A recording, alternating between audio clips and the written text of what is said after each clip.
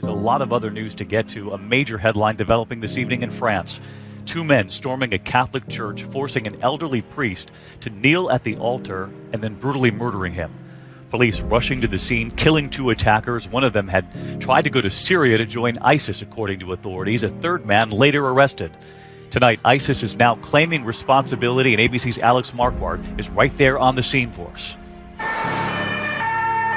The 2 attackers burst into the 16th century Normandy church just as morning mass was ending. They forced the priest to his knees and, according to a nun, recorded a kind of sermon in Arabic. They stabbed the throat of 86-year-old Father Jacques Hamel in front of 2 parishioners and 3 nuns, one of whom escaped. Elite police set up a perimeter, and as the attackers came out, they were shot dead. A short time later, ISIS claimed the killers as their followers. One of them was 19, arrested twice for trying to go to Syria. He was under house arrest with a tracking bracelet. This is the 4th ISIS-inspired attack in Europe in just 2 weeks, following the Bastille Day tragedy in Nice that left 84 dead, and 2 others in Germany, a stabbing rampage and a suicide bombing. The Vatican said today that Pope Francis is horrified by this barbaric attack on a Catholic church.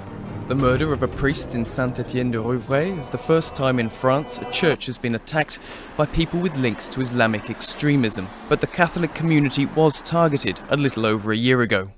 In April 2015, a 24-year-old Algerian student, Sid Ahmed Glam, was arrested in Paris. Authorities suspected he'd murdered a fitness instructor and was planning an attack on a church just south of the French capital. Security was strengthened around a number of Catholic church buildings. Those measures were reinforced over the Christmas period. In Belgium, in April this year, police arrested a man suspected of involvement in the terror attack that hit the Bataclan concert hall in Paris. He reportedly told investigators he wanted to target the business district in the French capital, as well as a conservative Catholic association, most probably in France.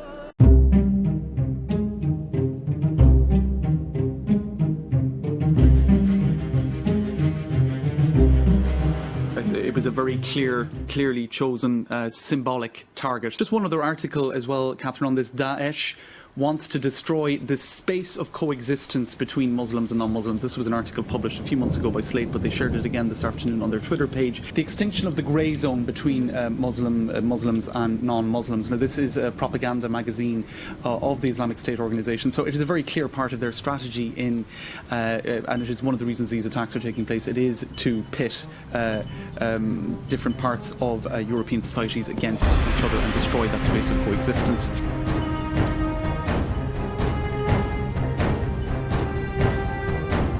French President François Hollande says that France is at war.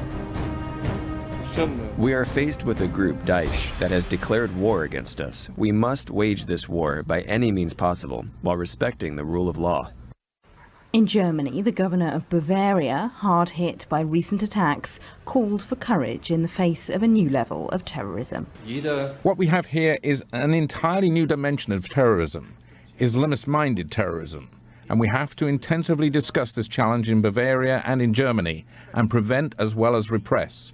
This is the big challenge we face.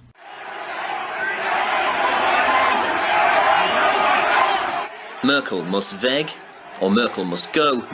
It's a phrase that's gaining traction across Germany. A spate of attacks across the south of the country has seen the phrase appearing on keychains, bumper stickers, T-shirts and posters.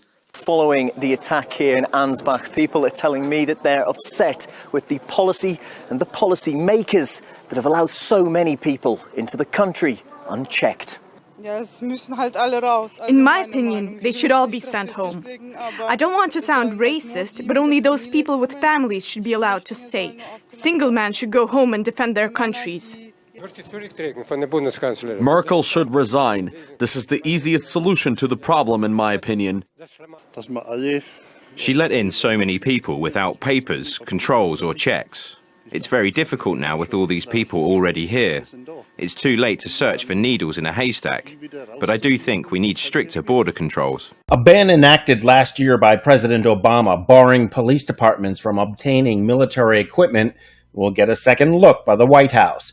If the ban is lifted, equipment like heavy-duty body armor and tank-like armored vehicles could once again be transferred from the armed forces to local police departments.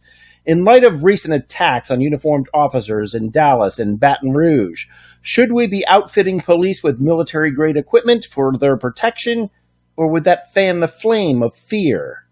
Don't be alarmed by sirens and emergency response teams at IU Southeast. It's only a drill. Several police agencies and fire and rescue teams are on campus today doing an active shooter exercise. Officials say the training is crucial to campus safety. It's incredibly important. We've seen in the news recently how things can come about, but really more importantly, the idea of interacting and training with local law enforcement, local fire departments, and emergency medical services, because these things can unfortunately do happen. Officials don't want anyone to try to intervene or help during training. It's scheduled to last until 4:30 this afternoon. And we start the hour with news from Somalia, where at least 7 people have been killed in explosions in the capital, Mogadishu. The first blast took place near the entrance of an African Union base near the airport. The second was at a checkpoint manned by government forces. Police say 2 suicide bombers are to blame for the attacks. The militant group Al-Shabaab has claimed responsibility for that attack. It appears to have been coordinated. There were 2 blasts. One was foiled and the other one occurred near the airport. A total of 13 people died and 5 others are injured. No more casualties caused by today's attack. Bangladeshi police have killed 9 suspected militants during a gun battle in the capital, Dhaka. Authorities say the 2-hour-long gunfight occurred during a raid on a building in which the suspects were hiding. Security forces also arrested a man and the location is being inspected by explosive experts. Police said the slain suspects belonged to a terrorist group who were responsible for a deadly attack on a cafe earlier this month. Daesh had claimed responsibility for the July 1st assault, which left 20 people, mostly foreigners, dead. However, the Bangladeshi government rejected the claim, blaming the attack on a local militant group. It's been a long wait for these Nigerian refugees, and still going back home's not an option. They fled violence caused by Boko Haram. Some have been here as long as 7 years. Troops from Nigeria, Niger, Cameroon, Chad and Benin are battling Boko Haram.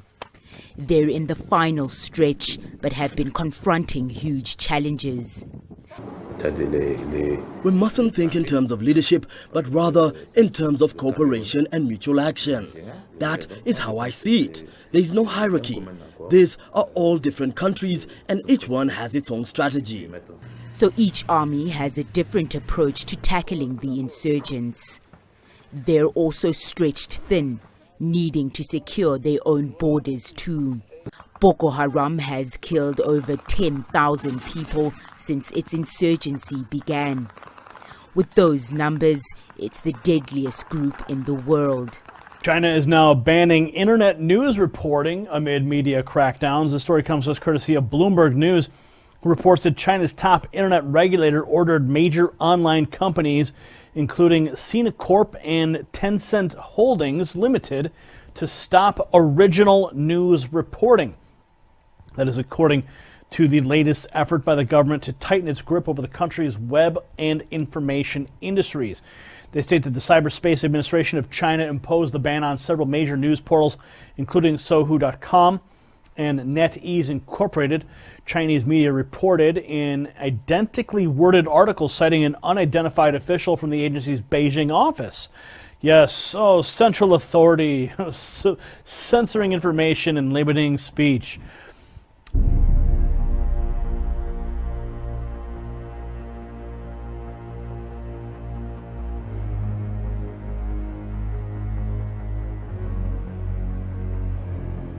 On our computers and elsewhere, who isn't fed up with all those security passwords and PIN numbers we're forced to remember and constantly change? Well, newer technology that uses fingerprints and scans of our eyes offers an easier way to keep your information secure and is becoming more widely used. But as Olivia Stearns reports, wouldn't you know it, the criminals are catching on to that as well. Inside the airport, the gym, and every time you unlock your phone with your finger, there's new technology at work to verify your identity. Soon, your fingerprints, voice, and eyes will be the key to everything from your doctor's office to the ATM. Get ready to say goodbye to your debit card and password. Soon you could be able to access your account with just a fingerprint or a scan of your eye. But beware, hackers are catching on too. I didn't have just one fingerprint stolen, I had all 10. Rebecca Balibako is a privacy expert and, ironically, one of nearly 22 million people whose fingerprints were stolen in the Federal Office of Personnel Management's massive data breach in 2014. I also don't know what they're going to do with information about my children or about my husband or about his family. Security experts say it's a problem that's only getting worse. You can always get a new credit card. You can always create a new password. Really hard to get new fingers. Right? You only have 10 of them, and once that information leaks, it's out, and there's nothing you can do. A routine decision parents make, choosing clothing for their kids. Can you get dressed? But for Haley Woods and a growing number of parents across the country, they see clothes as an opportunity to help shape their kids. Woods tries to buy gender-neutral clothes, a term that has been gaining popularity. We really need gender-neutral clothing to start at this age because we're building up on how to start dismantling, sexism and misogyny and all that stuff. And it really does start from this tiny building block. But creating a unisex wardrobe is challenging. While some big retailers are gradually including more gender-neutral stock or inverting conventions, the options are still limited. Which is why some frustrated parents have started their own small online companies. Not all, but the newer generation of parents thinks that children shouldn't be limited by their gender. Courtney Hartman founded Jessie and Jack for babies and toddlers and Free to Be Kids for older children, offering clothes that defy gender norms. Hartman began making t-shirts from her home after seeing the same thing over and over again. The slogan tees in the boys section of big retailers, you see a lot of words like troublemaker, mommy's little monster, tough like daddy. It used to be that at least for up through the age of 5 or 6, children were dressed alike. Clothes that reflected gender stereotypes took hold in the late 1980s, when manufacturers and marketers wanted to boost sales to couples having fewer kids, those parents rebelling against the unisex fashions of their youth. The market doesn't stay the same all the time. It's not the same parents having babies for 110 years. Now, the next generation of parents are balking at the so-called pink washing. I definitely wish I had more options. Parents looking for more choices to chase away the clothing blues. A state of emergency declared in Peru where bitter cold has killed tens of thousands of alpacas. The animals are dying of starvation at high altitudes in the southern Andes where herders depend on their fleece to make a living. Snow and ice continue to cover grass alpacas need to live. The AP says temps in the area have plunged to -9 degrees Fahrenheit. If that continues, an estimated 300,000 more alpacas could be at risk of dying. Such a die-off could be catastrophic for local families who make their living from the animals. The only other big animals at 15,000 feet are sheep, and they're being hit hard too.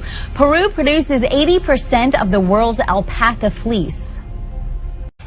Heartbreaking images coming out of India where monsoon rains have triggered massive flooding. It's happening in the tea and oil-rich state of Assam. Now, the deluge is affecting about 1.2 million people, and at least 7 people have died. Now, more than 200 villages and 247,000 acres of farmland are underwater. Floodwaters have washed away roads and other infrastructure, leaving many victims marooned or seeking refuge on rooftops. Now, the Kaziranga National Park, home to 2/3 of the world's endangered one-horned rhinoceroses, is submerged. Officials say the rare rhinos are now vulnerable to poaching. India has activated the Army and its National Disaster Response Force to help flood victims and distribute aid.